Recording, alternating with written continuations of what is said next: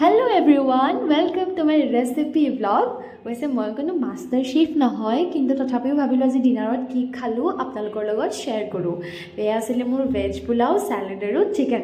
তো বলক ৰেচিপিটো ষ্টাৰ্ট কৰোঁ। তো পোলাও কাৰণে এয়া এটা পিঁয়াজ, অলপমান আদা, কাজু কিশমিশ, ড্ৰাই ফ্ৰুটছ আৰু এয়া লৈছোঁ লং, দালচিনি, ইলাইচি আৰু এখিলা তেজপাত আৰু লগত এটা ঘি, গৰু ঘিউ হ'লেই হ'ল, अन्नपूर्णा বা যিকোনো।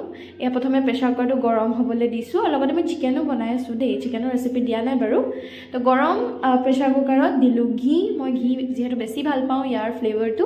তাৰপিছত দিলোঁ গোটা মছলাখিনি অকণমান সিজিবলৈ দিয়াৰ পাছত এতিয়া দি দিম পিঁয়াজখিনি অকণমান গল্ডেন ব্ৰাউন হোৱাৰ পাছতে চেনি এড কৰিম এচামুচ, আপোনালোকে বেছি মিঠা বিচাৰিলে বেছি দিব পাৰে।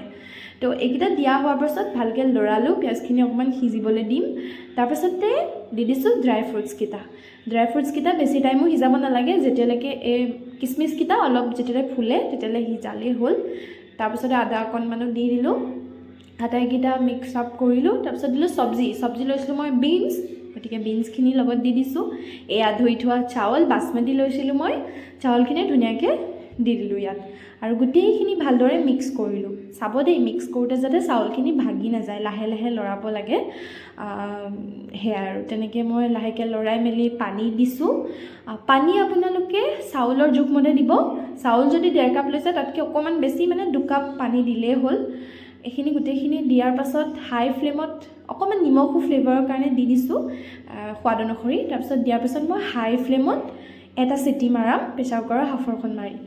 এটা চিটি মৰাৰ পাছত এয়া মোৰ ভেজ পোলাও ৰেডি। এইফালে মাংসত মই অকণমান ঘিউ ঢালি দিছোঁ, ঘিউ ফ্লেভাৰ মই ভাল পাওঁ কৈছিলোঁ। এয়া পৰিৱেশন কৰিছোঁ মোৰ চিকেন পোলাও লগতে চালাড। কেনেকুৱা লাগিলে আজিৰ মোৰ ৰেচিপিটো আপোনালোকে জনাব।